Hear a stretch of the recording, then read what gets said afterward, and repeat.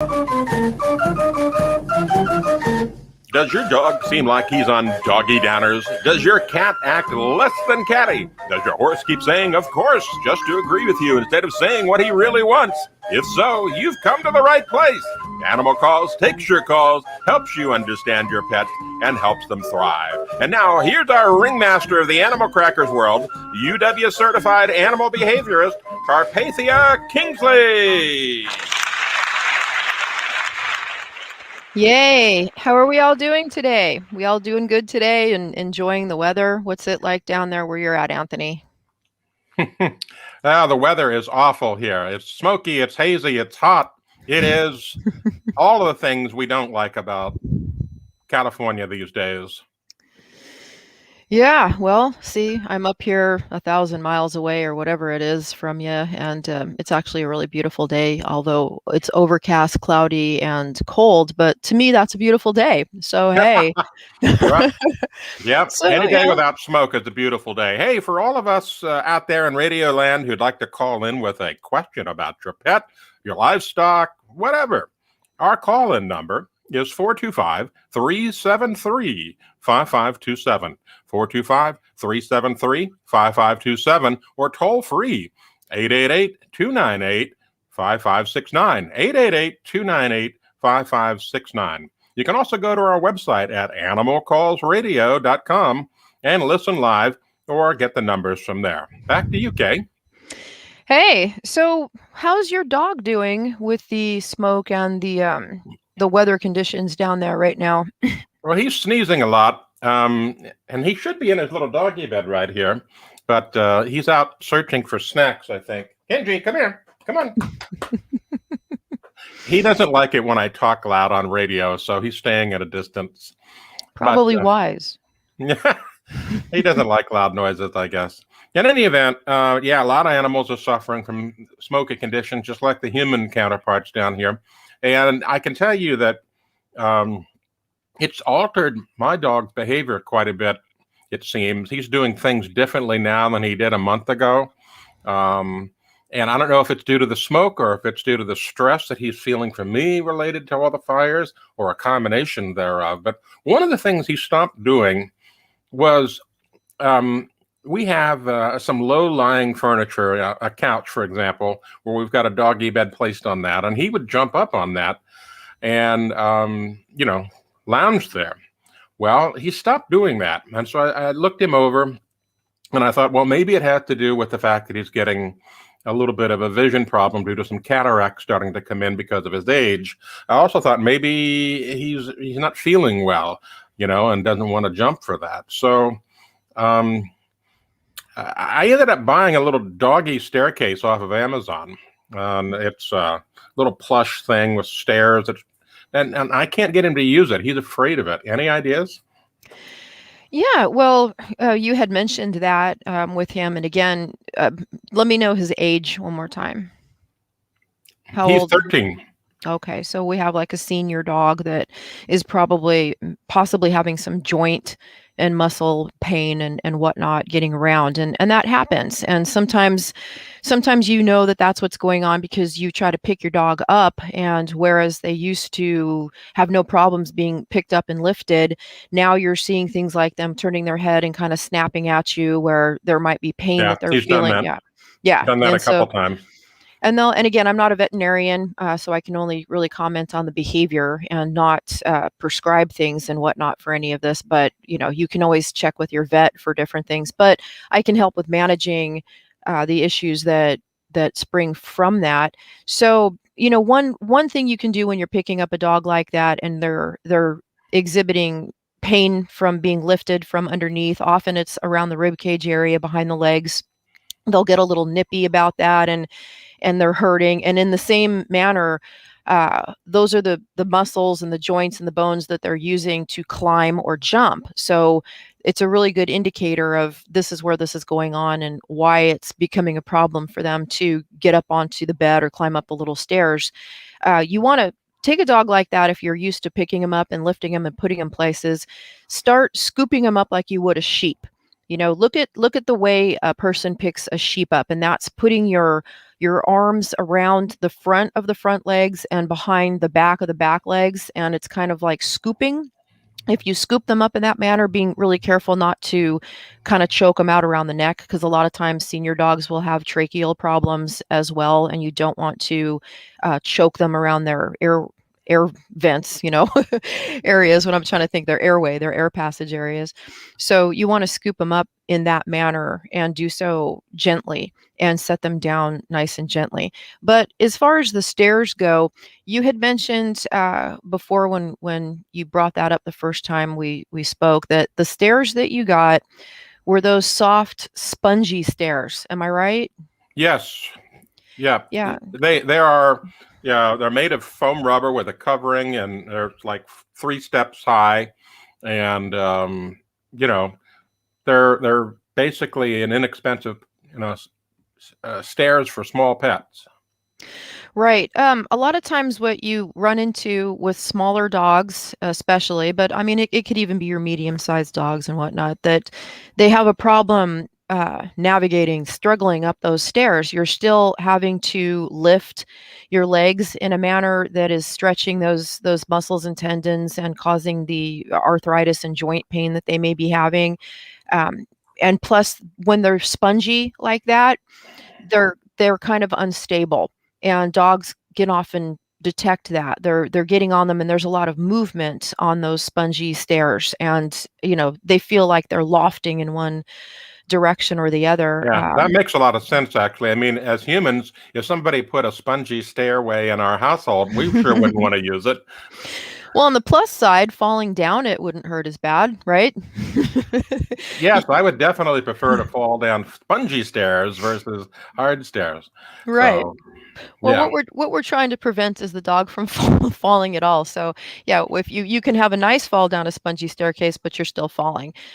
What I would recommend in cases like that is the ramp, like a hard ramp. And it's even something that, if you're inclined to be able to build and make things, you could even do that and make those on your own. Just, you want to make sure that the surface that they're walking up on has some kind of gripping agent on it, like sandpaper or whatever that you can affix to that, or purchase one of the ramps that are commercially available, that are solid, hard, and not a slippery surface. A lot of dogs, the motion that you're making to go up a ramp is a lot easier than lifting the way that you do with stairs. And plus, it's a nice solid surface, and it's made out of a hard object, where you're not worried about lofting off one side or the other and having this sense of instability going up spongy stairs. So it's a win-win. And I would suggest trying that and seeing if he can manage going up and down the stairs. You might have to get him used to doing it. And if he's inclined to do things for treats, what you can do is kind of lead him up the stairs, kind of like when you're dangling the carrot, sort of a thing, holding the food in front of him and getting him to take one step at a time and go up the ramp. And Yeah, that would be great, except my dog is not easily bribed. He's more suspicious than bribed. well, then I would suggest maybe setting him gently onto that, or maybe down, teaching him to go down before he's learning to go up, because then you put him at the top of it, and kind of pat to the bottom, so maybe he'll follow your hand and be led down the stairs, or not the stairs, but the ramp rather. Okay. Thanks for that advice. I'll give it a try. By the way, if you'd like to call in with a question about your pet or your livestock or any animal behavior question at all, Karpathia is a certified animal behaviorist from the University of Washington. And you can call in and ask a question right now at 425 373 5527, 425 373 5527, or toll free 888 298 5569, 888-298-5569, or go to our website, animalcallsradio.com, and all the details are there. Back to you, KK. All right. So back to what you were saying about your little guy exhibiting distressing behavior with everything that you're going through. I mean, that to me is really not surprising with the fire. We've been talking a lot about that and animal behavior in those areas that are affected by forest fires. And you guys have the I'm calling it the fire that never ends. It just goes on and on, my friends. That fire's been burning for like a solid month now. It I've has. never yeah, I've never even heard of anything that out of control, that crazy. I've never heard of a fire burning for a whole solid month. Have you? No, I have not. And it just the terrain is the major factor. They just can't get it out. But the smoke has been all over the place. And an interesting thing, I saw my very first bear in California the other day. He was along the side of the road on my way from Chico to Grass Valley on Highway 20.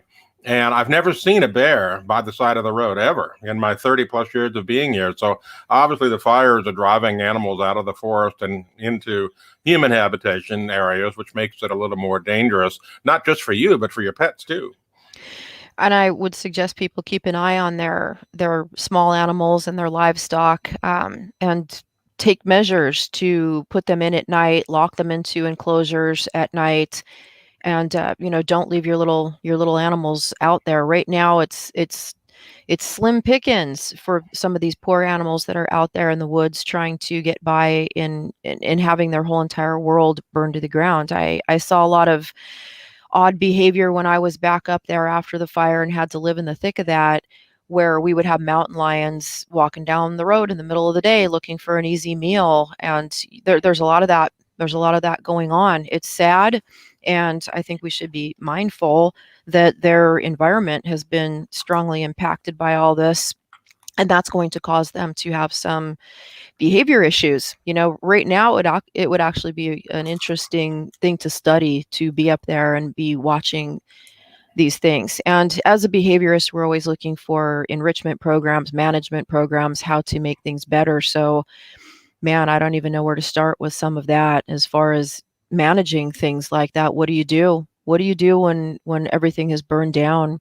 I've seen some footage of animals being rescued. There was a baby bear and his paws were all burned up, and his family must have fled and he was stuck, and they went in and they rescued him and got him, and they were bandaging up his feet and treating him and all that. It's so heartbreaking to see a lot of that. It is indeed. And, but thank goodness all that spotted owl habitat has been saved, right? Oh boy. Don't make me have to put out two fires. Oy vey.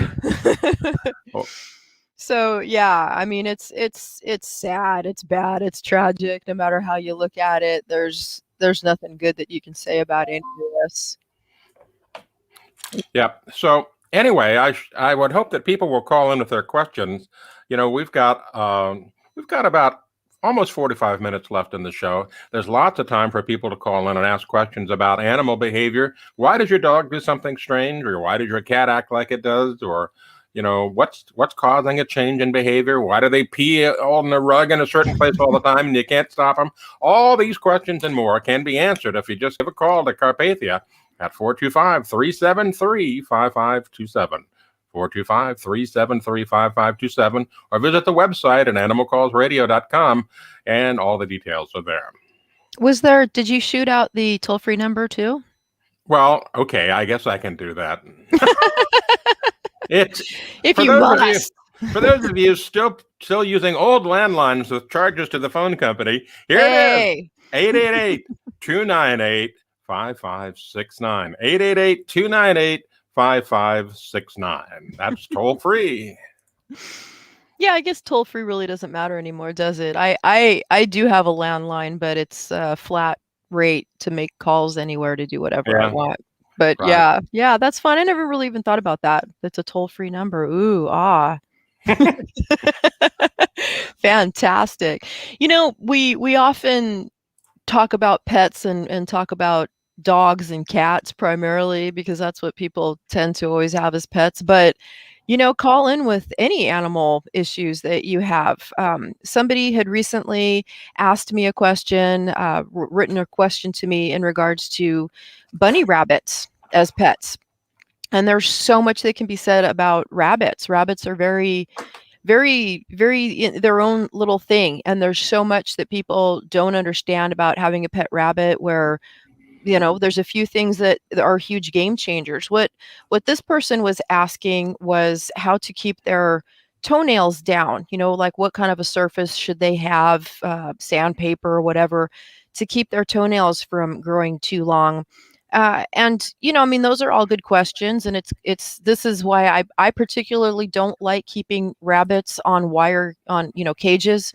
It's for a multitude of reasons, and nail growth being one of them. And I mean, it's just not a natural thing to do, an environment to keep them in, especially for a rabbit that burrows, or a species of animal that, like a rabbit that burrows and likes to dig, and now you're putting them on a wire cage. When I kept rabbits, and I did for many years as pets, also when I was performing as a magician, I did have rabbits in my show, and no, I didn't abuse them in any way. And I remember getting really upset one time that there was an animal or a rabbit rescue, and when I was looking to adopt a rabbit, the forms that you had to fill out stated specifically that they would not adopt rabbits out to magicians. And I really took offense at that, because I didn't give them any trouble. I mean, they're allowed to have their policies, and I'm sure it's for probably a good reason. Somebody did something somewhere that made that a rule.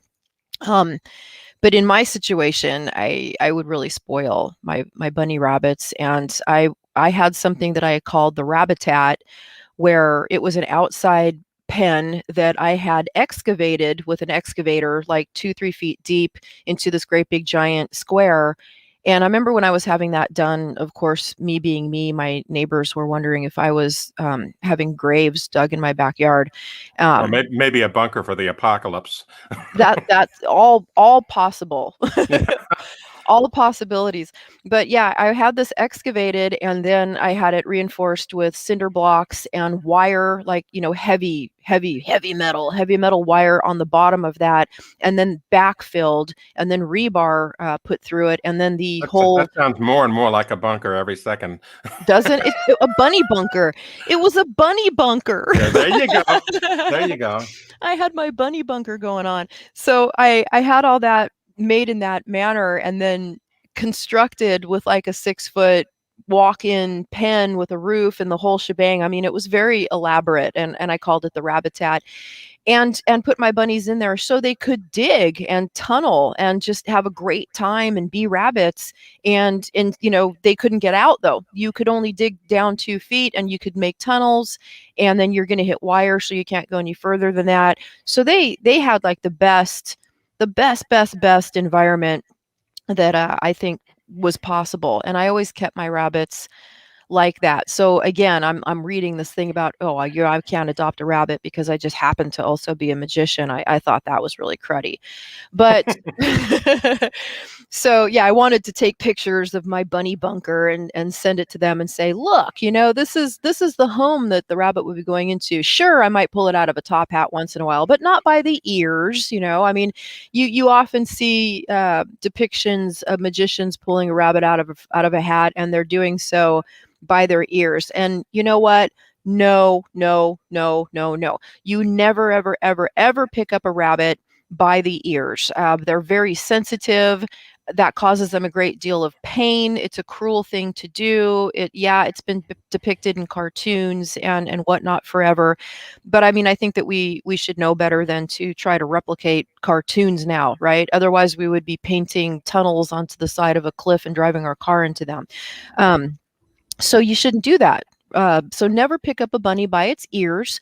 If you are going to pick up a rabbit, a better way to do that is to get a good hold of them by the scruff of the neck, and then support them underneath, holding their little bunny butt, which is, such a fun thing to do anyway. Why wouldn't you want to support them by holding their cute little fluffy bunny butts? That's why we get bunny rabbits, because we want to cuddle with them. So you pick them up by the scruff of the neck and support them underneath on their little butts. And so the person who was asking the questions about the toenails was saying, would I have to cut them? Having this concern about clipping rabbits' toenails.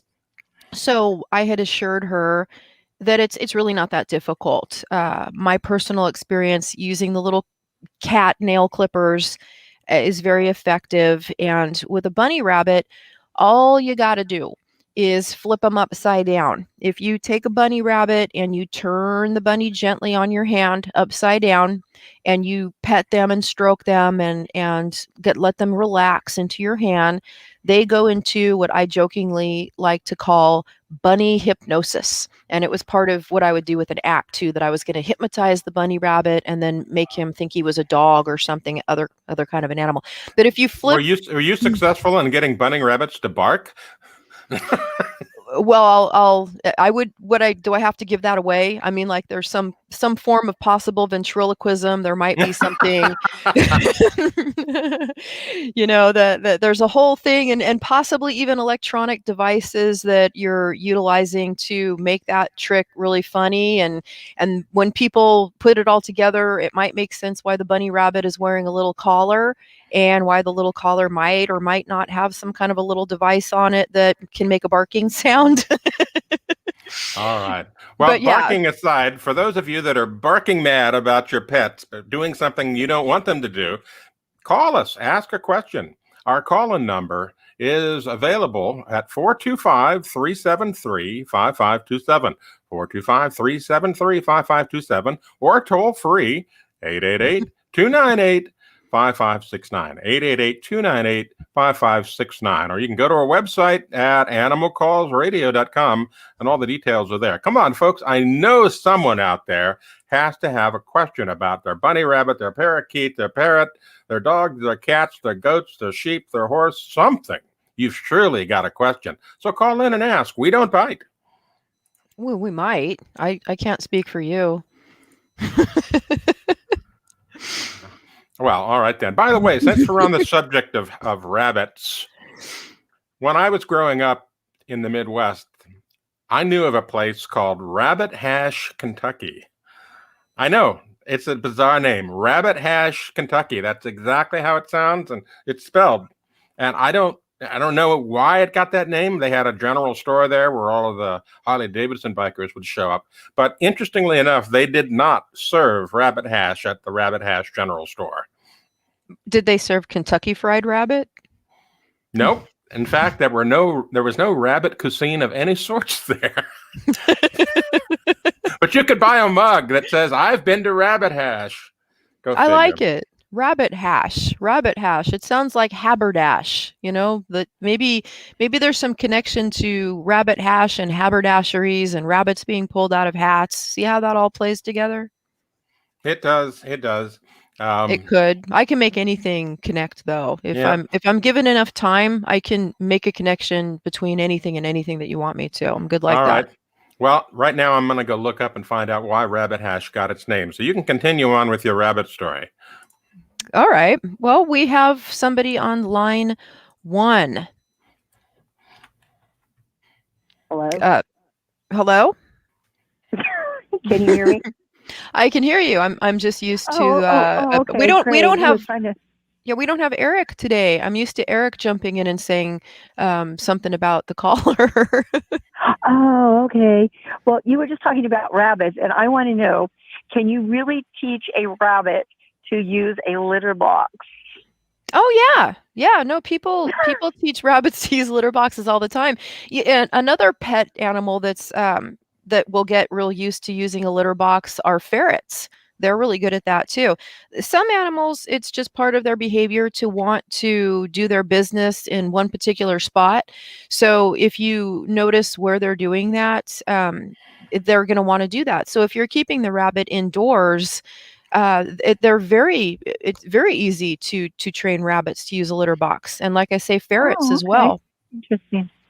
So yeah, they will do that. So you can have a house bunny. They're a really good pet. Both rabbits and ferrets are great for having as an indoor pet that can go be taught to use a litter box. They're fabulous. Oh, cool. I almost got one. But A then bunny or a didn't think ferret? a bunny. But I didn't think my Sheltie would like it too well. Oh no. So I No. declined it from my daughter-in-law. I go, no, I don't think I better take it, because someone had given her a bunny and she was trying to find a home for it. And the one daughter coming up from Bakersfield said, "Oh, if you want it, Mom, I'll bring it." And I said, I don't know. I don't think I better, because I think my dog would eat it. Well, that's a herding dog. A herding dog's probably going to Right. go Oh, yeah. up the wall having something like that in the house that it's fixating on. I mean, Yeah. I know that there's situations, there's cases where people have been able to integrate having a pet like a dog or a cat get along with a bunny rabbit, and I'm sure there's going to be people who are like, "Oh yeah, no, check it out. Look, there's pictures of the dog and the cat loving on the bunny rabbit."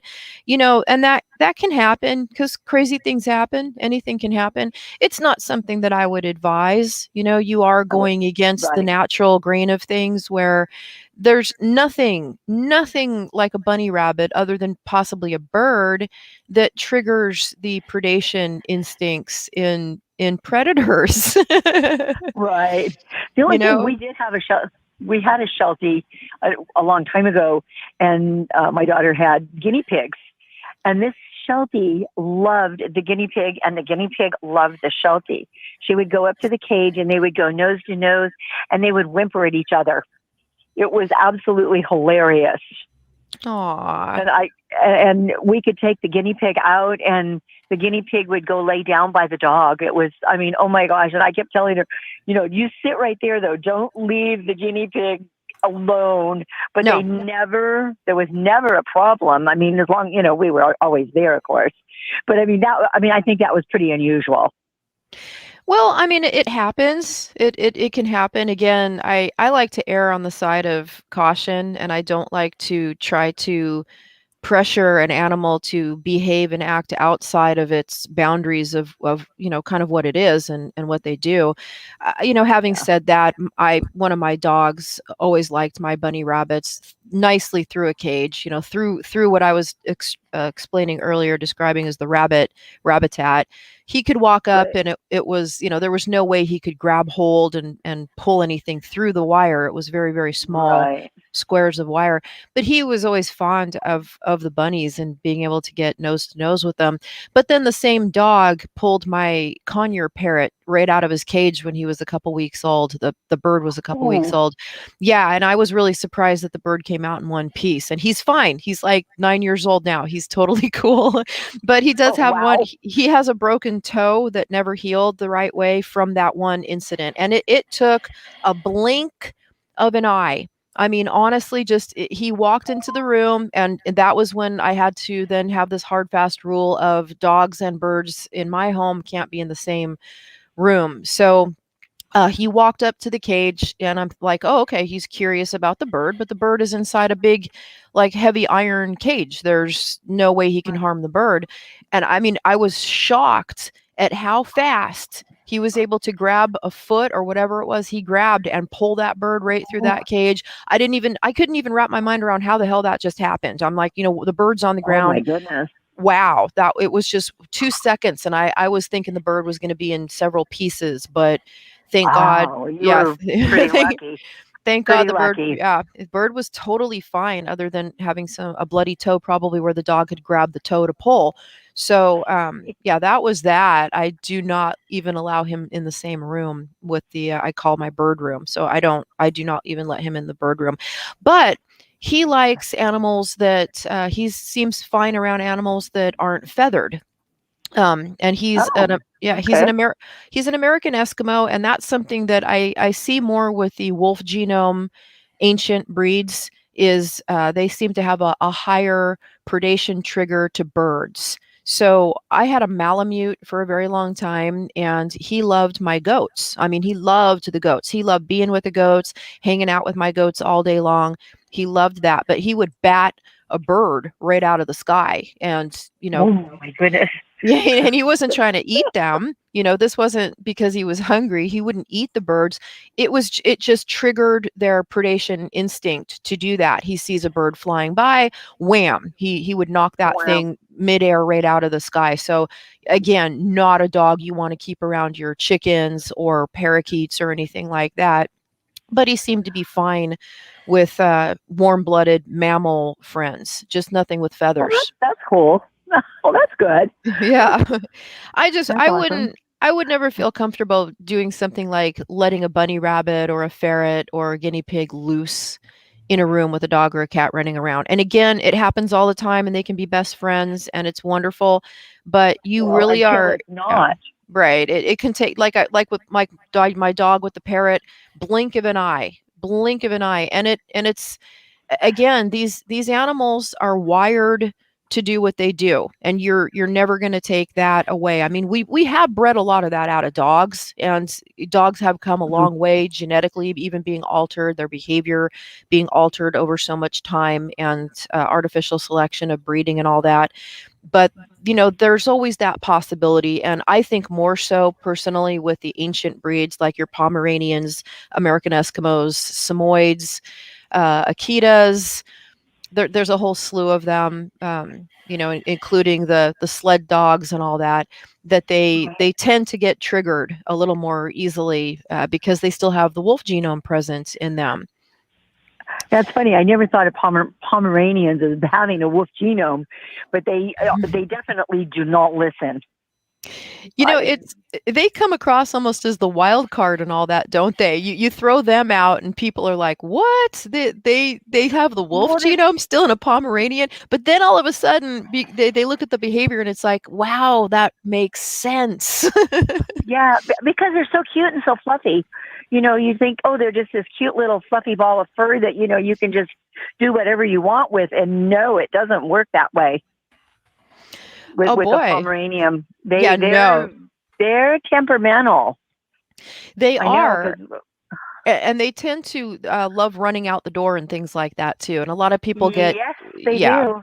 people end up getting shamed, like, how come you can't keep your little dog under control? But they have that wandering gene. It looks like we have more callers. We Okay. want to jump Well, over thank there you and get for to, answering yeah. that bunny question because I really did wonder, about that. Somebody told me that, and I thought, oh, come on, can't be true. Oh yeah, no, Anyway, okay, they will use a litter box. They will be more than happy okay. to. Well, So thank you. get your Okay, bunnies, get your litter boxes, and just keep them in a separate room there from you the go. dog. Okay, thank you very much. You take Bye bye. care. Bye. All right, Cheryl, thank you so much for calling Animal Calls with Karpathia. We're going to go ahead and move on to our next caller now, and that is Don in Hansville, and he has a 2.5-year-old Scottish Terrier puppy. Welcome to the show, Don. Hi, thank you. How are we doing? We're doing well. How are you? Doing just fine today. Okay. So Yeah, tell us about the little guy. Is it a boy, girl, altered, unaltered? he's an altered boy, and he's just a bundle of joy, actually. Um, and he gets overly, excited when he's around people and other dogs. He loves to play with other dogs. He loves to meet other dogs, and which is good because we've had Scotties before that weren't quite that way. And which is kind of a good thing, but we don't know, the best way to kind of get him to simmer down. That's one of the issues he's got, which isn't as bad. The other one he's got is, and he's been like this since we got him as very young, 12 weeks or 10 weeks, something like that. When he hears noises that he can't see where they're coming from, he gets very skittish and wants to, get away from them, basically. So I can be out walking and he can meet dogs. He can hear dogs barking or see dogs barking, and it doesn't bother him. But he can hear a dog in the distance bark, and he gets real skittish about it. And we're not quite sure what may have caused that from the beginning. Well, yeah, and you have a solid history with this dog since he was a puppy. Are you saying he's 2 years old now? He's 2.5. Okay. There quite possibly could even be something going on with his hearing. I mean, obviously, when you bring up issues that have something pertaining to hearing like that, that he if he can't see, so he seems okay if he can see what's making the noise. Usually, yeah, except for things like fireworks or things like that. Like we live near Hood Canal, and so the foghorns will go off, and that will keep him up all night worrying about them. So foghorns he can never see, and but it isn't something that he gets used to. It's just kind of the same thing all the time. You know, if that's something that's happening a lot at night in the evening where the foghorns, and I get that. I live near the straits where I hear the foghorns a lot of the ships going through as well, and you hear that noise in the distance, and that's something that's unsettling to him in the evening. There's something that I've been hearing a whole lot about with anxiety when the dog is in their home, called, I think it's called the thunder jacket. And he's a little guy. You know, little dogs like that sometimes tend to be a little more high strung, especially your terrier breeds can be a bit on the high strung side. 2.5 is still, you know, kind of juvenile thinking a little bit, you know, kind of they should be sort of growing out of that at that point. I would try maybe something in the evening where, I mean, obviously you can't put earplugs in a dog, Right. but you could try something like the thunder jacket or thunder coat, where it's a comforting thing. It kind of gives them, you know, some weight and some comfort. And I've heard some really good things about that, especially for these smaller breeds that tend to get a lot of anxiety over things like that. I would try maybe doing something like that, getting him something like that and seeing if that helps him be a little bit more restful during the night. But as far as hearing noises off in the distance, maybe have his hearing checked, you know. Do things, you can kind of put your hands next to either side of the dog's head and make a noise on one side, make a noise on the other, see if he's a little more responsive. You know, if you had diminished hearing in one ear, sometimes it harms the spatial understanding of what's going on around you and what you can perceive, and the distance of where something might be and where it's coming from. Mm-hmm. Something that I thought was interesting is, you know, with horses, you can have a horse that will do anything in the world in an arena. And then you take the horse to a show and the arena is covered. And now you have all those noises and sounds that are being bounced off of, you know, the acoustics that the covered arena is lending. And the horse is losing its marbles because it doesn't know where the noises are coming from. And the noises are being broadcast around in a strange manner. So a dog that might possibly have a slight hearing issue on one side or the other, it kind of throws them off of, you know, losing that sense of where am I and what's going on, because you're hearing noises that you can't distinguish from something, and you don't know where they're coming from. I would maybe even try the thunder jacket when you're taking him for walks and doing that, and, you know, just taking it slow and observing the behavior. Is he looking around at things when he doesn't hear stuff? Like, how does he act when that's happening? And you know, what exactly is going on when he does that? Right. Yeah, I know he's got good hearing because he hears things we don't hear. You know, like birds and squirrels and things that he likes to get excited about. And it just the, you know, like the dog barking and the loud sounds that are, you know, wouldn't be familiar to a dog because they don't know what those things are. But most dogs just kind of like, once they hear them multiple times, it's just like, oh, okay, I'm familiar with that sound. Don't know what it is. Don't care. But he is, you know, like every time it's I could take him out in the yard and he'll be fine, and then he'll hear a noise he's heard before, and, you know, he'll just want to scoot right back in the house. So he's showing fear. Yeah. I was going to ask too, what do you do? What is your response to the barking? Well, usually when he does that, we're always upbeat with him, and, you know, like, oh, what was that? You know, that kind of tone was never like, you know, yelling at him, don't be afraid or don't run off and stuff like that, because we've learned over the years that doesn't work. Right. We've been around horses too, and so you learn a lot from that, just with them and how they react to things. So it's you know, it's never something we do. We don't do anything terrible. We just try to get him excited about other things. Hmm. Do something fun that we know he enjoys right off the bat. So, but sometimes it just isn't enough to pull his attention away from, especially if you're out walking and he hears a dog behind the fence he can't see. He'll just freeze and just, he doesn't want to move, or he'll want to flee. And, it's like you've got to, go down the ground and say it's okay and kind of encourage him to move along. And then he'll go along and he'll be fine unless the dog barks again, and then you go through the same steps. So, we're always encouraging him to do something, and getting him to do something more fun right after he gets to that point.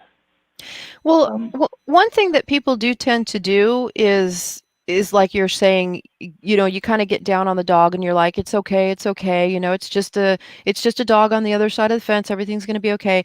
Sometimes when you do that, we mean well, but it does kind of keep the dog in almost a hysterical state. Often the best thing that you can do is take a deep breath and calm yourself down completely and act like, like don't really feed into it so much. If he likes treats, find what he likes the best as a treat. And you want to be careful that you're not rewarding him for having that behavior, but you want to reroute that into something else. If he's hearing the dog barking and he's having an overreaction to that of cowering, having fear, barking back and behaving that way, sometimes, bust the treat out so he sees that and it kind of redirects his attention. Don't give it to him right away, because otherwise it's like you're rewarding him for that behavior. Right. But redirect the attention towards the treat. Smile, be happy. Don't do the whole it's okay thing. Just kind of reroute your direction of, hey, what's going on? And guy, let's come over here, come over this way, check this out, look over here, look at the little treat. Oh, looky, I got you a treat. Can you sit down? Sit, stay. Okay, now you get the treat. Now what he just got the treat for was listening, sitting, and staying, and you kind of rerouted the whole thing that's going on. And you can get it to a point where when he starts feeling that fear and you bust out the treat, you want to get it more and more into this automatic reaction of rerouting the brain. Like, okay, I'm going to just sit now. What I'm supposed to do is sit and beg, and then I'm going to get a treat if I sit and beg. So now instead of running and cowering and being afraid of something, I've been reconditioned to now do something totally different, like sit down, be quiet, and then I'm going to get a treat, and then the walk continues, and you pay it no mind. So it's a training device of reconditioning, and that's if most dogs are treat motivated. You want to find a high value treat, as we call them. Maybe start rustling that little bag of whatever it is that you got, that maybe real bacon or something that you have in a little bag that's going to make noise, and you pull that bag out and boom, now my attention's on the bag, not the dog, not the noise in the distance. But I'm, again, not going to get that treat right now. I'm going to have to sit and be real quiet for a second and then get the treat, and then we just boom, go walk right off from that point. And again, over time, you can get to a point of reconditioning the dog to where that is his response, is then to sit and be still and be quiet. And then you can start doing the treat every other time or every third time. It's still worth it to the dog to take that chance until it just becomes automatic implicit behavior. Right. But yeah, and with the noises at night, I would try, because you can't be up all night with a bag of bacon, right? I would try the thunder jacket and see if that calms little guy down. Again, they do tend to be a little on the high strung side, the little guys like that. And again, I'm not a nutritionist, but you can look into maybe a reduction in protein in their diet. Again, that's just something that I've seen work. I can't really advise that because I'm not a nutritionist, but a lot of times you can kind of calm behavior down by getting them on a lower protein intake. Okay. Well, yeah, and that sounds like that same technique would work for the hyperactive excitement part of it as well. Just kind of, get him away from it, pull his attention away a little bit, and then once he's more settled, then let him, have fun or play or sniff or whatever. Yeah, and let him run that energy out too. You know, he may have more energy than you have, and he's like, "Hey, I need to play more. I need to run around and do more stuff." And if that's the case too, maybe teach him how to do a fetch and a retrieve, so you can really run that energy out. Sometimes if you give him a little job, especially your terriers, you know, these are the little guys that would go chasing rats. You know, give him something to chase and play with that's going to run his energy out. Another reason to buy ferrets, maybe. Well, I wouldn't advise turning them loose on the ferrets. And I You wouldn't do that. get the wind-up kind. Get the wind-up kind. Get those little There you furry go. toys, and you turn the little toy on like that they do for cats. You know, terriers love stuff like cat toys. Get him some cat toys that he can chase and play with. Okay. So, but that's you know all what? good advice. Thank you. Call us back and let us know how that goes. Okay, we'll do that. And you Thank take you. care. You too. Bye-bye. You're welcome. Thank you so much for calling Animal Calls, Dawn. And we got one more caller on the line here. We're going to actually jump across our northern border to visit with Randall in the British Vancouver. British. Yeah, British Columbia, Vancouver, not the Washington one. But anyway, he's got a Maine Coon cat who has some water habits. And well, what does that mean? Well, let's find out. Let's bring Randall to the show. Welcome. Welcome, Thank you very Randall. much. Hello, Karpathia. Pleasure. Hello. Tell me more about this Hi. Maine Coon kitty. Well, I have this Maine Coon, and he's about 30 pounds, and he's got a bit of a cult following, and he's we call it Conway's Army. But he does something really quirky that we've never really figured out. He doesn't really drink water like a normal cat. What he does is he puts his paw in the dish and then he licks his paw. I was talking about that kind of behavior before, I think last week on another show. Yeah, that's Okay. a lot of kitty cats do that. Lots of cats like to do that, and it's kind of a physiological mechanism. If you look at the way that a kitty cat's face is, they have, you know, Uh-huh. cute little faces, little flat faces, unlike a dog that has a long snout generally. I mean, you do have pugs and whatnot. And what cats have learned to do, they have very, very sensitive whiskers. You know, cats need their whiskers. It Yeah. facilitates their sense of balance, their spatial awareness of what's going on around them. So they're very, very sensitive with their whiskers. So if you used your whiskers on your face like little antennas to let you know what's going on, and they're very sensitive to you, you probably wouldn't want to stick them into a bowl of water and get them wet. Oh, okay. That Yeah. makes perfect sense.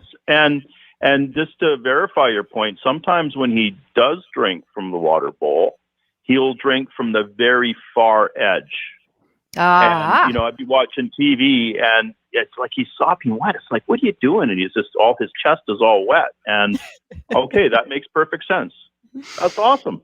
Yeah, that's so I mean they're pretty clever like that to have figured They out are. sticking their little paws in there and doing that.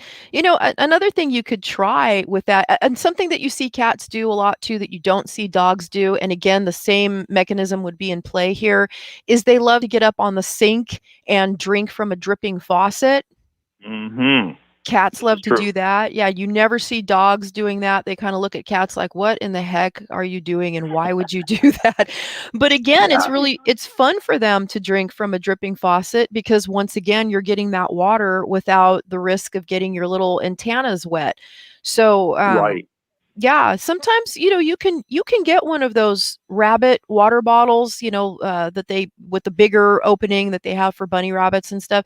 Sometimes cats, I wouldn't replace a bowl of water with that, but sometimes cats enjoy drinking out of those once they learn that they can get water from it.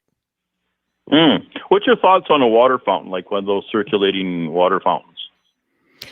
The kind for animals.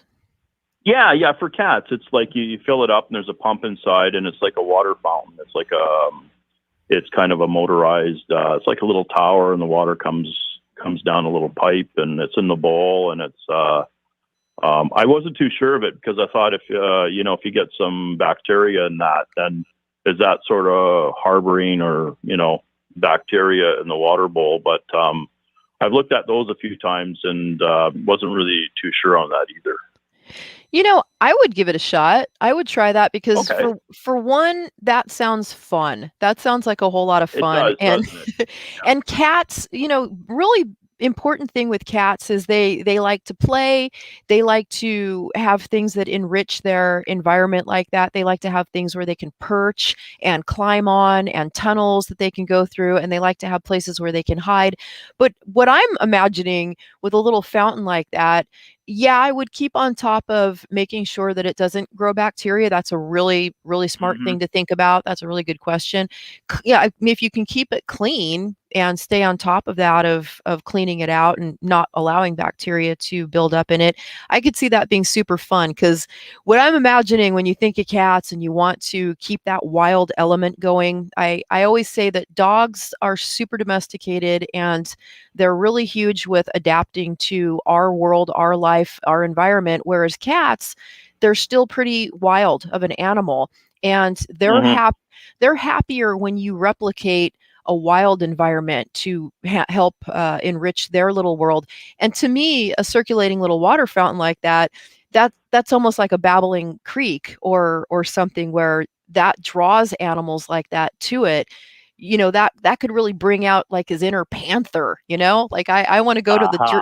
yeah, I want to go drink from the little water fountain thing because you can get the water from it without it hitting your whiskers. You get to play. That's right. Yeah, Yeah. that sounds like it would be a really neat thing to add into all Yeah. that to make it And it fun would for the get around cat. your whisker issue that you're talking about. So that would get around that too. So maybe I should play some forest music. Get one of those tapes like the pedal water pump or something. That would be awesome. Yeah. It would Or be. how about, Well, the lion sleeps tonight. that's right. That's right. Yeah, some animal noises and. But hey, really love your show. Thank you for taking my call. Absolute delight to be on the show, and yeah, keep up the good work. It's awesome. Thank you. And we would love to have you call back in and let us know how the water fountain worked. I will do. I will get back to you on that. Thank you. Keep us posted and have a Okay. wonderful day up there in BC. I will do. I will do, and have a great weekend. Bye for now. You too. Bye-bye. Well, that was interesting. I wondered how cats would react to flavored water, like putting in chicken bouillon or something. I bet you, well, no. What was it that Carol Baskin would always joke about? Sardine oil. Or is that just something that you pour on top of your husband before you shove him to a tiger pit? Uh, She did make speaking a joke. She did make a joke about sardine oil and her husband who was never found. Speaking of eating things, I found the answer to the town called Rabbit Hash that I discussed earlier in the program and why it has its name. Wait, can I take a guess first? Is it because absolutely. I want to think that this is like a bunch of strung out bunnies on drugs.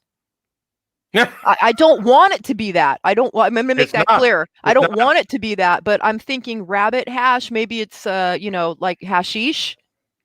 Now, it says here, and I'm reading from rabbithash.com, their website. The town's name Rabbit Hash is said to have originated during the flood of 1847 when the abundant local rabbit population was driven to higher ground and became a food staple in a new special stew called hash. Very little documented history of rabbit hash actually survives due to the devastating Ohio River floods in 1884, 1913, and 1937 that deluged the town and ruined many historical records. So there you go. Wow. That's amazing. I mean, that's almost like ridiculously interesting. It is. I think we should name more towns over things like that. Well, okay. I'm sure that there's a town in Indiana known for a salt lick for animals that would come out of the forest, and it's called French Lick, Indiana, believe it or not. Yes, I know. Wow. But they have a resort there. You can go to the French Lick Resort and sit in the salt springs. I don't think so. That's really weird. Weirdness abounds in our world today. I guess it could be worse, I don't want to venture of things that would be worse, but I could imagine things being worse than that or stranger than that. There's Yeah. so many strange things going on in the world right now, isn't there? Yeah, I want to remind folks that we have our episodes on our website at animalcallsradio.com. Just go there and click on episodes for the podcast, and you'll be able to listen to all of our past shows and maybe even help you formulate a question for calling into our next show. All the phone numbers are there, and we're on every Friday, noon Pacific, here on KKNW 1150. You know what kind of calls I would love to hear? Everybody has a goose story. Everybody seems to have a story about being attacked by a goose at some I hate point. those geeses to pieces. And I love those geeses to pieces. So I love hearing crazy goose stories. I have geese. So, I know a lot about geese, and, that's a thing. And I love hearing crazy goose stories. I always tell people, bring them on. I want to hear about how you were 5 years old and you were attacked by geese. And let's talk about that. Okay. This week was we had National Dog Day this week. What did you do for National Dog Day? The same thing I do every day. I celebrate my dogs. There you go. I think every day is dog day, right? Yeah. Well, it is literally the dog days of summer right now. Not up here. It's beautiful and overcast and rainy and stuff up here. We're not having any dog days this summer. Unless it's like a water dog, maybe some kind of a, pulling something out of a lake. So we're running out of time. Something that I wanted to throw in really, really quickly, back to the rabbits. Rabbits, a lot of times people will get a pet bunny rabbit and say it only lived for about a year or two. Huge thing that I want to throw out there. If you have your bunny rabbit spayed and neutered, you can boot up their lifespan to being 10, 12 years plus. Rabbits are high producing animals that their purpose in their life is to breed, and reproduce. And so often by the age of, say, 3, they will start having reproductive cancers. And when you remove all of their cancered parts before that happens, you can seriously elongate the lifespan of a bunny rabbit and have it for a real nice long time. And it stops a lot of behavior problems of aggression and biting and nipping and spraying with the males, which they do thump and spray.